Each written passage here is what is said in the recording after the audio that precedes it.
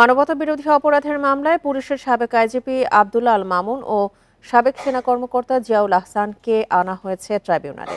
এ নিয়ে বিস্তারিত জানাতে যোগ দিচ্ছেন সহকর্মী জাহিদুল বাশার। ট্রাইব্যুনালের কার্যক্রম কি শুরু হয়েছে কিনা, বিস্তারিত এই বিষয়ে কি জানা গেছে?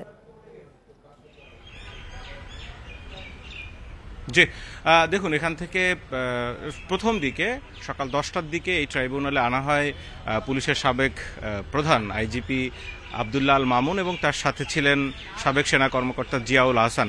মূলত দেখুন, এই জিয়াউল আহসানের বিরুদ্ধেই কিন্তু অনেকগুলো গুমের অভিযোগ রয়েছে। মানবতা বিরোধী অভিযোগের একটা বড় যেই অভিযোগকারী যারা এখানে এসেছিলেন তাদের অনেকেই জিয়াউল আহসানের নাম সেখানে অন্তর্ভুক্ত করে গেছেন, তো তাকেও আনা হয়েছে প্রথমে। এরপরে পুলিশের আরও 5 জন কর্মকর্তা কিন্তু এখানে আনা হয়েছে। আমি যদি এই মুহূর্তে একটু দেখাই, এখানে কিন্তু এরই মধ্যে তাদেরকে এই যে টিন শেডটি এখন দেখা যাচ্ছে, এটি হচ্ছে ট্রাইব্যুনালের এই মুহূর্তের এজলাস রয়েছে এর মধ্যে। তো এই ভবনের ভিতরে একটি গারদখানা আছে, সেখানে রাখা হয়েছে আরও যাদেরকে আনা হয়েছে। ঢাকা জেলার সাবেক পুলিশ সুপার আব্দুল্লাহ আল কাফি সেখানে রয়েছে, যাত্রাবাড়ির সাবেক ওসি আবুল হাসান, সাবেক পুলিশ পরিদর্শক মাজহারুল ইসলাম, তাদেরকেও আনা হয়েছে এখানে।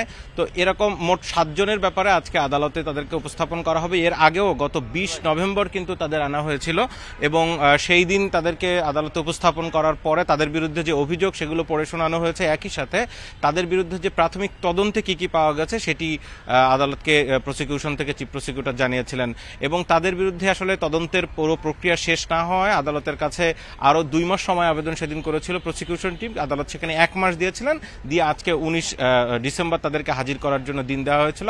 আজকে তাদেরকে এখানে আনা হয়েছে। একটু পরে আদালত বসবে এবং আদালতে তাদেরকে উপস্থাপনের পরে এই যে তাদের বিরুদ্ধে যে তদন্তে এখন পর্যন্ত কি পাওয়া গেল সেই বিষয়গুলো সেখানে ট্রাইব্যুনালের পক্ষ থেকে তারা প্রসিকিউটররা তুলে ধরবেন এবং তারপরে এখানে একটি ব্রিফিং করবেন চিফ প্রসিকিউটর সহ অন্যান্য প্রসিকিউটররা, সেখানে তারা বিস্তারিত জানাবেন।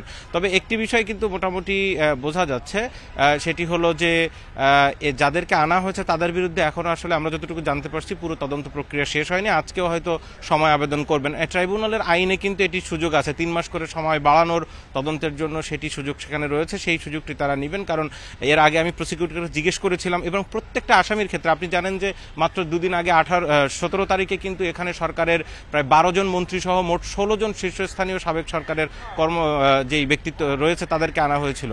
তো সেদিনও কিন্তু তাদের যেই তদন্ত প্রক্রিয়া শেষ হয়নি, আবার সময় আবেদন করা হয়েছে। চিফ প্রসিকিউটর জানিয়েছেন যে যেহেতু এত বড় ঘটনা জুলাই এবং আগস্টের এই যে গণহত্যা এবং মানবতা বিরোধী অপরাধ যা যা সংগঠিত হয়েছে, সেখানে এতগুলো ঘটনা ঘটেছে যে এটি খুব অল্প সময়ের ভিতরে আসলে এটি সমাধান করা সম্ভব না বা তদন্ত করা সম্ভব না।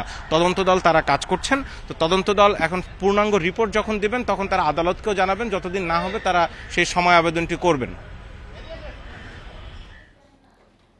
ট্রাইব্যুনালের সবশেষ কার্যক্রম নিয়ে জানাচ্ছিলেন আমাদের সহকর্মী জাহিদুল বাশার।